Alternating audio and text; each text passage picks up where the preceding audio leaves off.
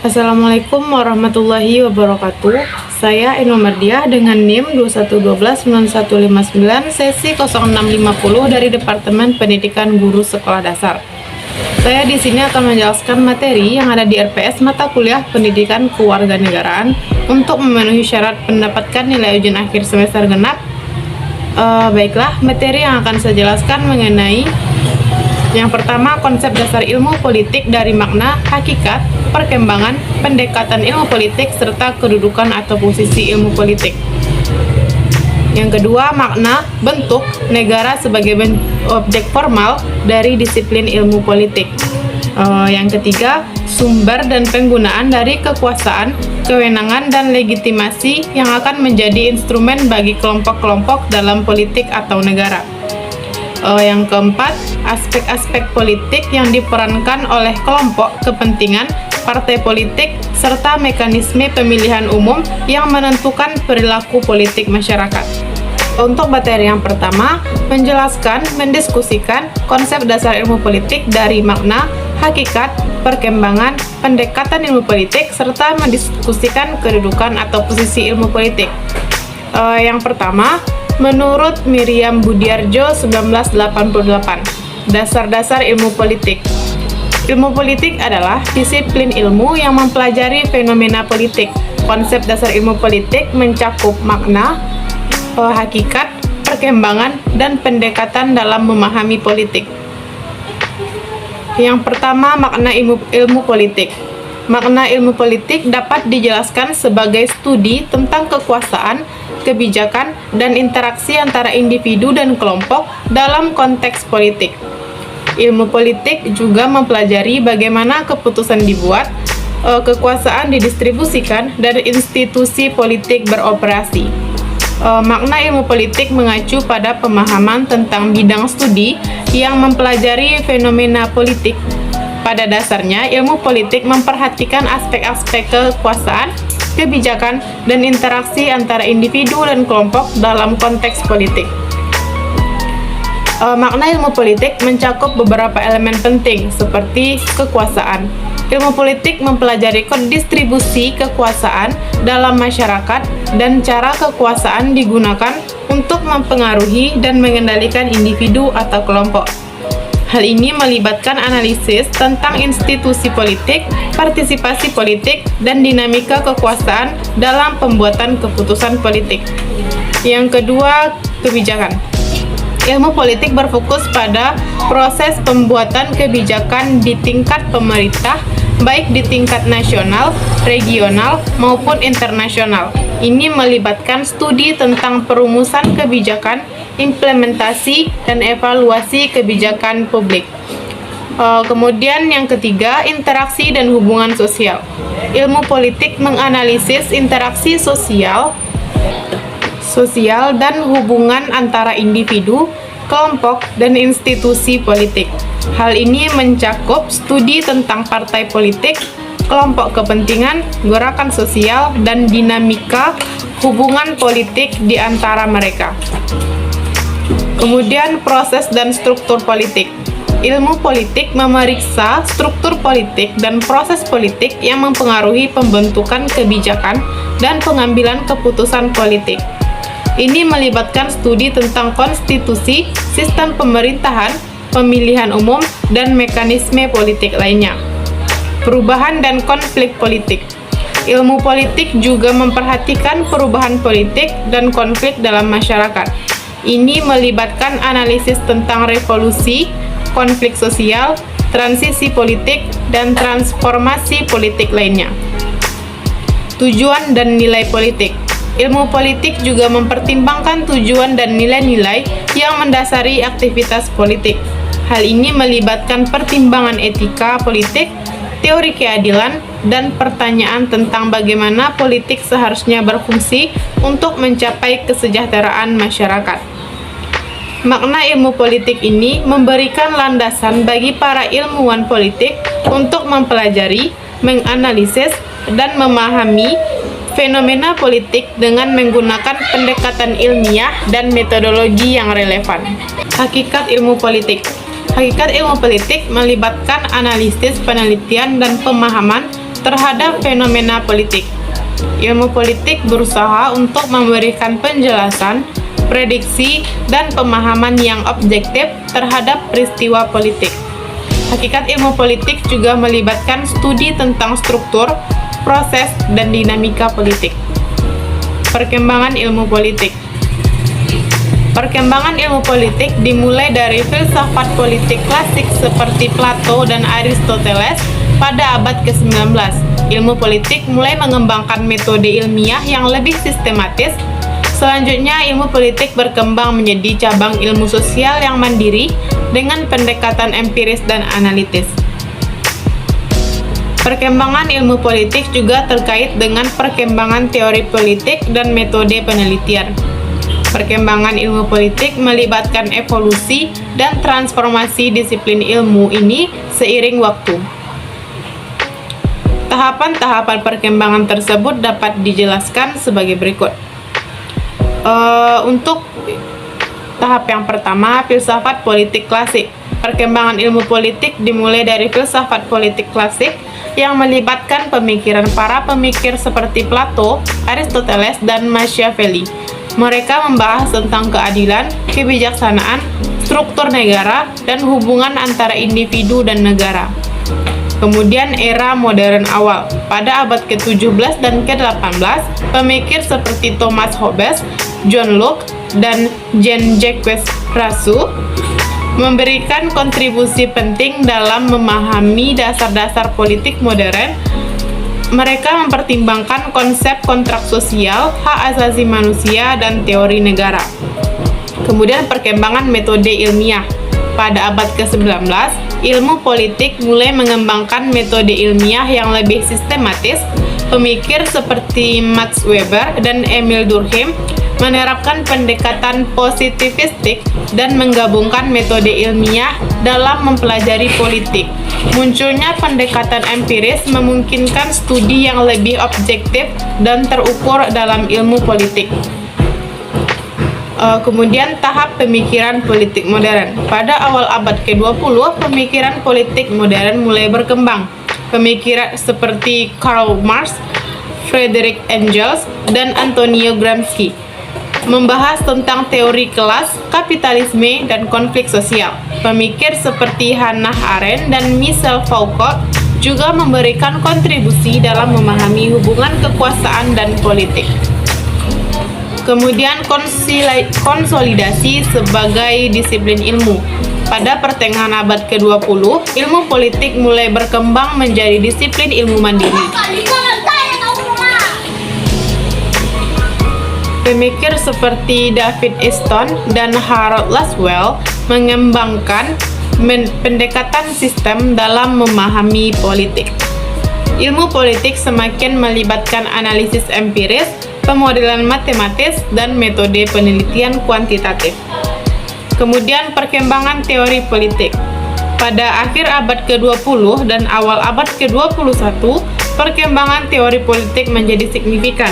Pendekatan seperti feminisme, teori poststrukturalis, teori kritis, dan studi postkolonial semakin mempengaruhi ilmu politik.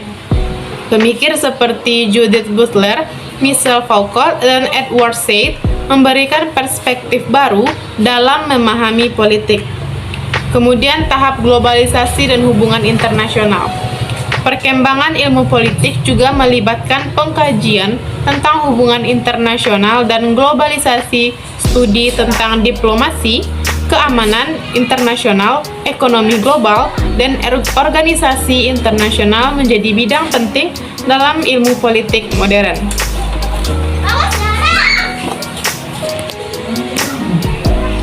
Pendekatan ilmu politik. Pendekatan ilmu politik melibatkan berbagai perspektif dan metode dalam mempelajari politik. Beberapa pendekatan umum dalam ilmu politik meliputi: yang pertama, pendekatan tradisional, memfokuskan pada pemahaman teks-teks klasik dan analisis historis. Yang kedua, pendekatan institusional, memperhatikan struktur dan fungsi institusi politik. Ketiga, pendekatan perilaku, memusatkan perhatian pada tindakan dan perilaku individu dalam politik.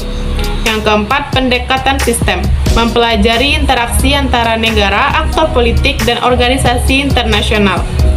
Menurut buku Miriam Budiarjo 1988 dengan judul Dasar-dasar Ilmu Politik, kedudukan atau posisi ilmu politik adalah sebagai salah satu cabang ilmu sosial yang mandiri. Ilmu politik memiliki objek dan metode penelitian yang khusus dalam mempelajari fenomena politik. Buku tersebut menjelaskan pentingnya ilmu politik dalam memberikan pemahaman tentang kekuasaan, kebijakan, dan dinamika politik bagi masyarakat. Ilmu politik juga berfungsi dalam menganalisis kebijakan publik, hubungan internasional, sistem politik, dan partisipasi politik. Kedudukan ilmu politik sebagai ilmu sosial memberikan kontribusi penting dalam memahami dan menganalisis fenomena politik secara objektif dan ilmiah. Kemudian pendapat Ramlan S. tahun 1992. Memahami ilmu politik. Ilmu politik adalah cabang ilmu sosial yang mempelajari tentang kekuasaan, pengambilan keputusan,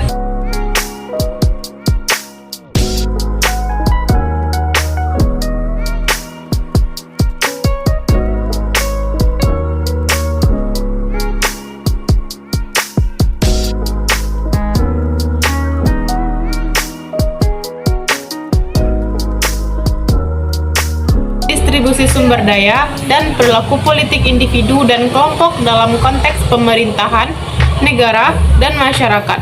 Konsep dasar ilmu politik mencakup makna, hakikat, perkembangan, dan pendekatan dalam memahami fenomena politik. Poin yang pertama, makna ilmu politik. Makna ilmu politik berkaitan dengan pemahaman tentang politik sebagai proses yang melibatkan interaksi antara individu dan kelompok dalam rangka mencapai tujuan-tujuan bersama. Ilmu politik menganalisis struktur, fungsi, dan dinamika sistem politik serta membahas tentang pembentukan kebijakan, konflik politik, partisipasi politik, dan peran lembaga-lembaga politik dalam masyarakat. Kemudian untuk hakikat ilmu politik. Hakikat ilmu politik terletak pada upaya memahami dan menjelaskan fenomena politik secara ilmiah. Ilmu politik mengadopsi metode-metode penelitian yang objektif dan empiris untuk mengamati, menganalisis, dan memahami perilaku politik dalam berbagai konteks. Tujuan utama ilmu politik adalah memberikan pemahaman yang mendalam tentang proses politik dan memberikan wawasan yang berguna bagi pengambilan kebijakan. Selanjutnya, perkembangan ilmu politik. Perkembangan ilmu politik mencakup perubahan dan evolusi dalam pendekatan, teori, dan metode yang digunakan dalam mempelajari politik. Selama sejarahnya, ilmu politik mengalami perkembangan yang signifikan, mengikuti perubahan sosial, politik, dan ekonomi yang terjadi di dunia. Pada awalnya, ilmu politik lebih fokus pada studi filosofis dan normatif tentang pemerintahan dan negara. Dalam periode ini, pemikir politik seperti Plato dan Aristoteles mengemukakan teori-teori tentang bentuk-bentuk pemerintahan ideal dan prinsip-prinsip moral dalam politik. Namun, seiring dengan perkembangan zaman, ilmu politik semakin meluas dan mengadopsi pendekatan ilmiah. Perkembangan penting dalam ilmu politik terjadi pada abad ke-19 dan awal abad ke-20. Pada masa ini, ilmuwan politik seperti Max Weber, Karl Marx, dan Emil Durkheim memperkenalkan teori-teori yang terfokus pada analisis sosial, ekonomi, dan politik. Pendekatan ini mempengaruhi perkembangan ilmu politik menuju ke arah yang lebih empiris dan terkait dengan struktur dan fungsi sosial. Selanjutnya, ilmu politik semakin berkembang dengan pendekatan-pendekatan baru, seperti pendekatan perilaku yang muncul pada tahun 1950-an. Pendekatan ini menekankan pada studi perilaku politik, individu, dan kelompok, serta faktor-faktor yang mempengaruhinya. Pendekatan lainnya termasuk pendekatan institusional yang mempelajari lembaga-lembaga politik dan pendekatan komparatif yang membandingkan berbagai sistem politik. Dalam perkembangannya, ilmu politik juga semakin memperluas cakupannya dengan memasukkan aspek-aspek seperti politik global, politik identitas, politik lingkungan, dan politik gender. Pendekatan-pendekatan baru dan topik-topik baru ini menggambarkan keberagaman dan kemajuan ilmu politik dalam memahami fenomena politik yang semakin kompleks. Perkembangan ilmu politik juga terkait dengan penggunaan teknologi dan metode penelitian yang lebih maju. Penggunaan komputer, analisis statistik, dan penelitian lapangan yang lebih canggih telah membantu ilmuwan politik dalam mengumpulkan dan menganalisis data dengan lebih efisien. Secara keseluruhan, perkembangan ilmu politik mencerminkan upaya ilmuwan politik dalam memahami fenomena politik secara lebih komprehensif, akurat, dan terkini. Perkembangan ini melibatkan perubahan dalam pendekatan, teori, dan metode penelitian yang digunakan, serta memperluas cakupan topik-topik yang dipelajari. Perkembangan ilmu politik terus berlanjut seiring dengan perubahan dan tantangan yang dihadapi dalam masyarakat modern. Pendekatan ilmu politik. Pendekatan dalam ilmu politik merujuk pada cara-cara atau perspektif yang digunakan dalam mempelajari politik. Beberapa pendekatan utama dalam ilmu politik meliputi pendekatan institusional, fokus pada studi lembaga-lembaga politik, struktur pemerintahan, dan sistem politik. Pendekatan perilaku, memeriksa tindakan dan perilaku politik individu dan kelompok. Kemudian pendekatan sistem, menganalisis hubungan antara berbagai elemen dalam sistem politik dan bagaimana mereka saling mempengaruhi. Kemudian pendekatan historis, menelaah perkembangan politik dari sudut pandang sejarah. Pendekatan komparatif, membandingkan berbagai sistem politik dan proses politik di berbagai negara. Kemudian kedudukan atau posisi ilmu politik menurut Ramlan S. 1992. Menurut Ramlan, ilmu politik memiliki kedudukan yang penting sebagai ilmu sosial. Ilmu politik mempelajari fenomena politik yang menjadi bagian integral dari kehidupan manusia dan masyarakat. Ramlan S. menjelaskan bahwa ilmu politik memiliki 3 kedudukan penting, yaitu ilmu politik sebagai ilmu empiris. Ilmu politik memiliki orientasi empiris dalam pendekatannya. Ia menggunakan metode-metode ilmiah untuk mengumpulkan data, menganalisis fenomena politik, dan mengembangkan teori-teori yang didukung oleh bukti-bukti empiris. Pendekatan ini membantu untuk memahami fenomena politik secara objektif dan rasional. Yang kedua, ilmu politik sebagai ilmu normatif. Selain sebagai ilmu empiris, ilmu politik juga memiliki dimensi normatif. Ia membahas tentang prinsip-prinsip moral dan nilai-nilai yang berhubungan dengan politik, seperti keadaan, kebebasan, demokrasi, dan kewarganegaraan. Ilmu politik membantu dalam membangun pemahaman tentang bagaimana politik ideal seharusnya berjalan dalam mencapai tujuan-tujuan yang diinginkan. Yang ketiga, ilmu politik sebagai ilmu terapan. Ilmu politik tidak hanya berkutat pada analisis konseptual dan teoritis, tetapi juga memiliki relevansi langsung dengan dunia nyata. Ilmu politik memberikan wawasan dan pemahaman yang berguna bagi praktisi politik, pengambilan kebijakan, dan masyarakat umum dalam memahami dan menghadapi tantangan politik. Ilmu politik dapat memberikan saran dan rekomendasi kebijakan untuk meningkatkan efektivitas kebijakan publik dan membantu dalam merancang sistem politik yang lebih baik. Dengan demikian, kedudukan ilmu politik menurut Ramlan S. 1992 adalah sebagai ilmu empiris yang menganalisis fenomena politik secara objektif, sebagai ilmu normatif yang membahas nilai-nilai politik, dan sebagai ilmu terapan yang memberikan kontribusi nyata dalam menghadapi masalah politik dalam kehidupan masyarakat. Tokoh yang ketiga, David E. Apter 1977, dengan buku Pengantar Analisa Politik.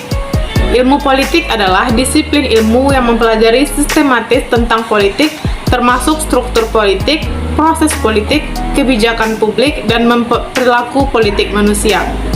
Konsep dasar ilmu politik meliputi makna, hakikat, perkembangan, dan pendekatan yang digunakan dalam studi ilmu politik.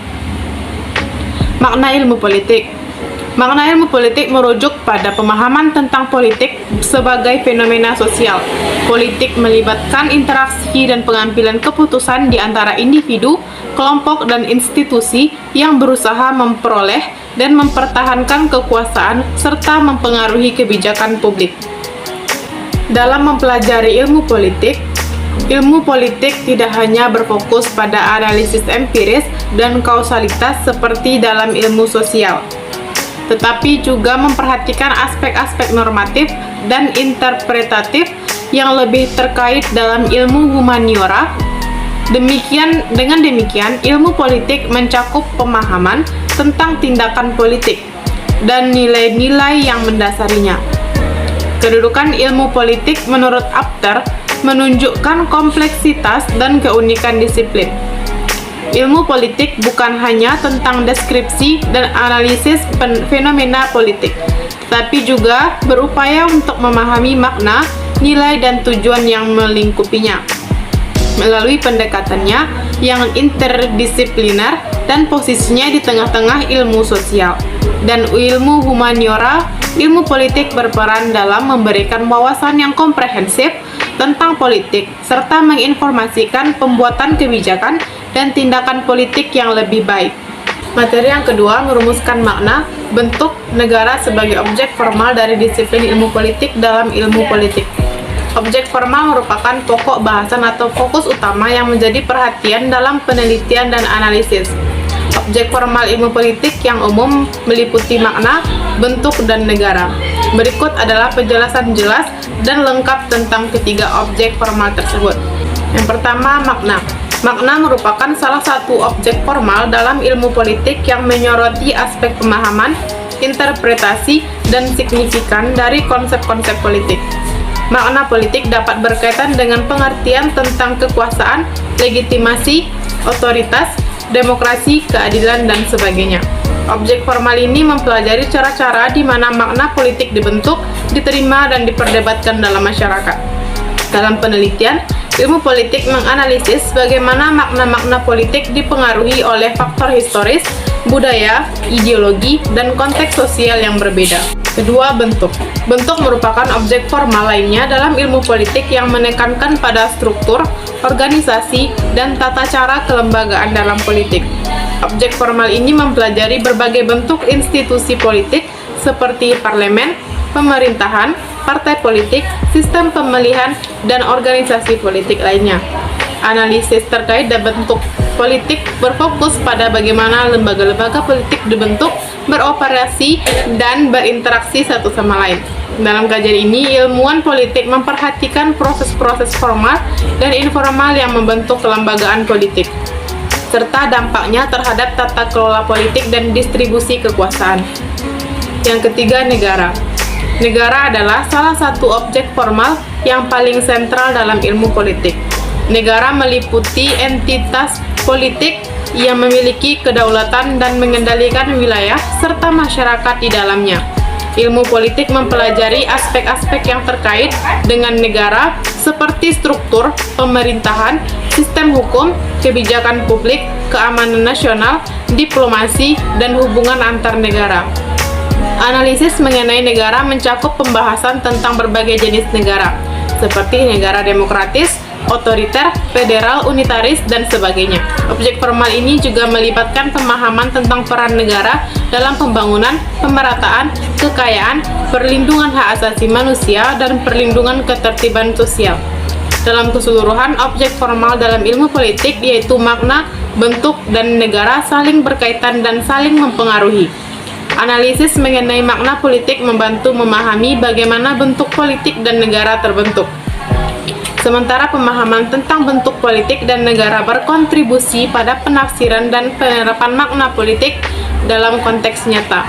Dengan mempelajari ketiga objek formal ini, ilmu politik berusaha untuk memberikan wawasan tentang dinamika politik dalam masyarakat. Berikut beberapa contoh hubungan antara ketiga objek formal tersebut.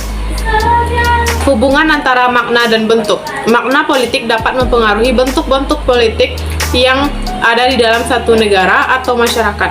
Misalnya, pemahaman yang berbeda tentang keadilan politik dapat mempengaruhi bentuk institusi dan kebijakan yang diadopsi oleh suatu negara.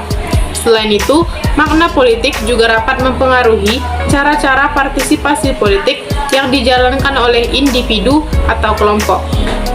Sebaliknya, bentuk politik yang ada juga dapat mempengaruhi makna politik yang muncul.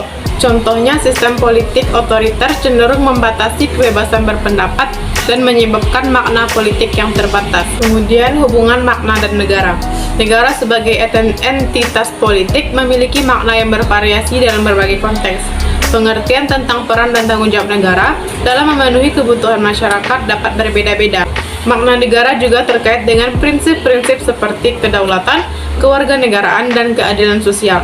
Pemahaman tentang makna negara dapat membentuk arah kebijakan publik dan membentuk legitimasi negara di mata masyarakat.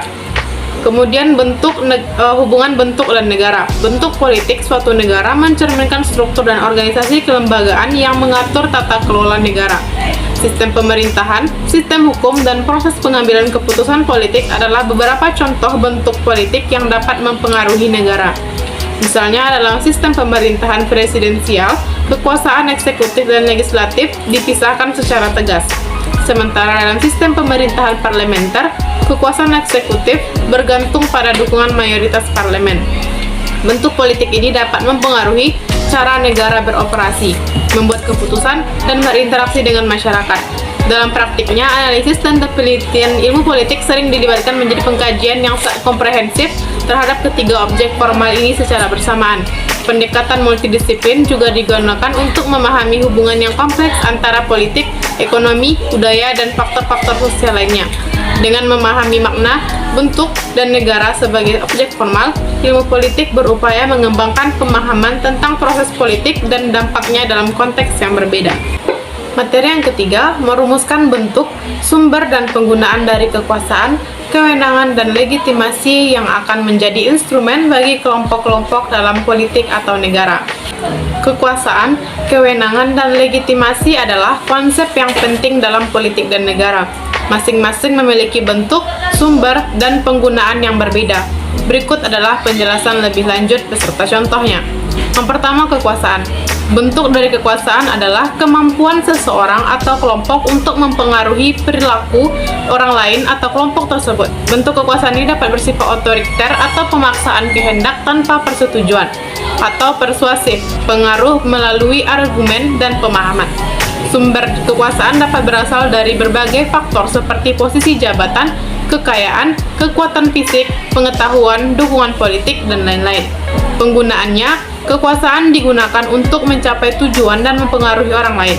Contoh penggunaan kekuasaan termasuk keputusan politik, pembuatan undang-undang, pengaturan kebijakan publik, dan lain-lain. 2. Kewenangan. Bentuk kewenangan adalah hak atau wewenang yang diberikan kepada individu atau kelompok dalam struktur politik atau negara untuk mengambil keputusan dan bertindak dalam batas-batas tertentu. Sumber dari kewenangan ini dapat berasal dari undang-undang, konstitusi, perjanjian internasional, atau kebijakan organisasi.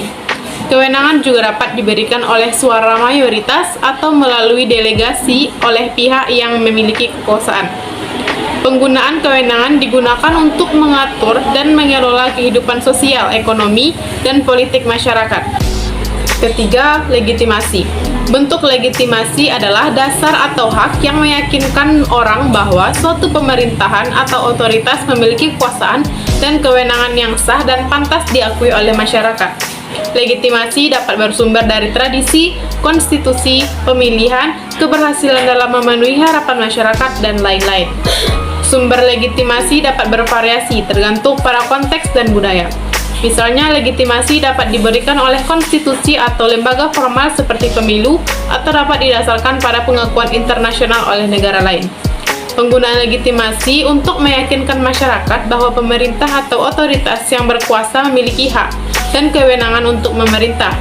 Legitimasi juga dapat dipengaruhi oleh kinerja pemerintah, integritas lembaga, dan komitmen terhadap nilai-nilai demokrasi. Contoh penggunaan dari kekuasaan, kewenangan, dan legitimasi. Yang pertama, pemilihan umum. Pemerintah yang dipilih secara demokratis mendapatkan legitimasi melalui pemilihan umum yang bebas dan adil. Ketika pemerintah atau partai politik memenangkan pemilihan dengan dukungan mayoritas penduduk, mereka mendapatkan legitimasi dari rakyat untuk memerintah dan mengambil keputusan atas nama mereka. Kemudian yang kedua, konstitusi. Legitimasi juga dapat berasal dari konstitusi suatu negara. Jika pemerintah beroperasi sesuai dengan ketentuan yang ditetapkan dalam kondisi yang disepakati oleh masyarakat, mereka mendapatkan legitimasi karena diakui sebagai otoritas yang berada dalam batas-batas hukum yang ditetapkan. Materi yang keempat, mengenai merumuskan aspek-aspek politik yang diperankan oleh kelompok kepentingan, partai politik, serta mekanisme pemilihan umum yang menentukan perilaku politik masyarakat. Aspek-aspek politik yang diperankan oleh kelompok kepentingan, partai politik, dan mekanisme pemilihan umum memiliki peran yang penting dalam menentukan perilaku politik masyarakat. Berikut penjelasannya. Yang pertama, kelompok kepentingan. Kelompok kepentingan atau sering disebut sebagai interest group adalah kelompok yang terorganisir dengan tujuan mempengaruhi pembuatan kebijakan pemerintah atau memperjuangkan kepentingan spesifik. Aspek politik yang diperankan oleh kelompok kepentingan adalah yang pertama, advokasi atau pembelaan. Kelompok kepentingan berperan dalam membela dan mempromosikan tujuan dan kepentingan mereka kepada pemerintah dan masyarakat luas. Mereka menggunakan berbagai strategi seperti lobby, kampanye publik, dan advokasi kebijakan. Yang kedua, pengaruh politik.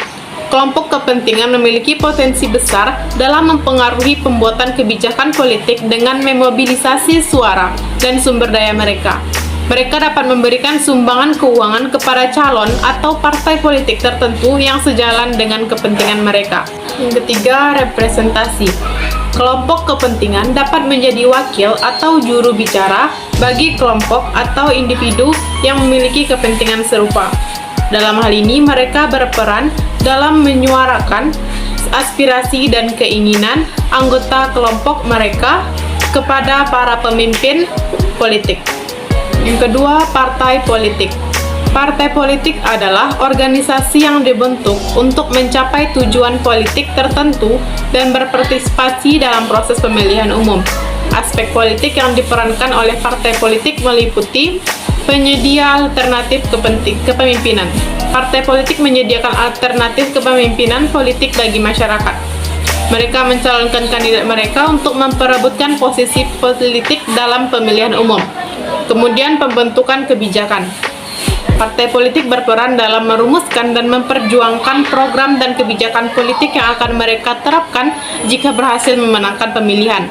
Mereka membentuk platform politik yang mencerminkan visi dan nilai-nilai partai. Kemudian pendidikan politik. Partai politik berperan dalam memberikan pendidikan politik kepada masyarakat. Mereka menyebarkan informasi tentang isu-isu politik dan membantu meningkatkan kesadaran politik masyarakat. Yang ketiga, mekanisme pemilihan umum. Mekanisme pemilihan umum adalah proses demokratis yang melibatkan partisipasi publik dalam memilih wakil-wakil politik dan menentukan pemimpin pemerintahan. Mekanisme ini memiliki pengaruh signifikan terhadap perilaku politik masyarakat, termasuk partisipasi politik. Pemilihan umum mendorong partisipasi politik masyarakat. Dengan memberikan hak suara kepada masyarakat negara, mekanisme ini memberikan kesempatan bagi masyarakat untuk berpartisipasi aktif dalam proses politik dan menentukan arah politik negara mereka. Kemudian, pengambilan keputusan. Mekanisme pemilihan umum memberikan masyarakat kekuatan untuk memiliki pemimpin dan wakil yang mereka anggap sesuai dengan kepentingan dan nilai-nilai mereka. Dalam proses ini, pemilihan dapat mempengaruhi keputusan politik melalui suara mereka. Kemudian ada akuntabilitas politik. Pemilihan umum juga menciptakan mekanisme akuntabilitas politik. para politisi harus bertanggung jawab kepada pemilih dan menjalankan janji-janji kampanye mereka. Jika tidak, mereka berisiko kehilangan dukungan pemilih pada pemilihan berikutnya. Kemudian, representasi kepentingan. Pemilihan umum mencerminkan keberagaman opini dan kepentingan dalam masyarakat. Mereka berupaya memenangkan dukungan dari pemilih yang prihatin terhadap dampak globalisasi dan lebih memprioritaskan kebijakan perlindungan ekonomi dan kepentingan nasional. Dalam konteks ini, pemilihan umum memberikan warga negara kesempatan untuk memilih partai politik yang paling sesuai dengan pandangan dan kepentingan mereka. Dengan demikian, partai politik memainkan peran penting dalam mempengaruhi kebijakan pemerintah dan membentuk arah politik negara. Contoh mekanisme pemilihan umum adalah pemilihan presiden di suatu negara. Misalnya, dalam pemilihan presiden di negara Y, para kandidat dari berbagai partai politik bersaing untuk mendapatkan suara pemilih. Pemilihan umum memberikan pemilih kekuatan untuk memilih calon yang paling mewakili visi dan nilai-nilai mereka. Pemilih dapat mempertimbangkan rencana kebijakan, rekam jejak calon, dan pandangan politik mereka sebelum memberikan suara. Jika seseorang calon mendapatkan dukungan yang kuat dari pemilih dan memenangkan pemilihan, mereka akan menjadi pemimpin di negara Y. Dalam peran mereka sebagai pemimpin, mereka akan bertanggung jawab kepada pemilih dan diharapkan untuk menjalankan janji kampanye mereka serta mengimplementasikan kebijakan yang diinginkan oleh pemilih. Sekian penjelasan materi dari saya. Mohon maaf atas segala kekurangan. Saya sudahi dengan Assalamualaikum warahmatullahi wabarakatuh.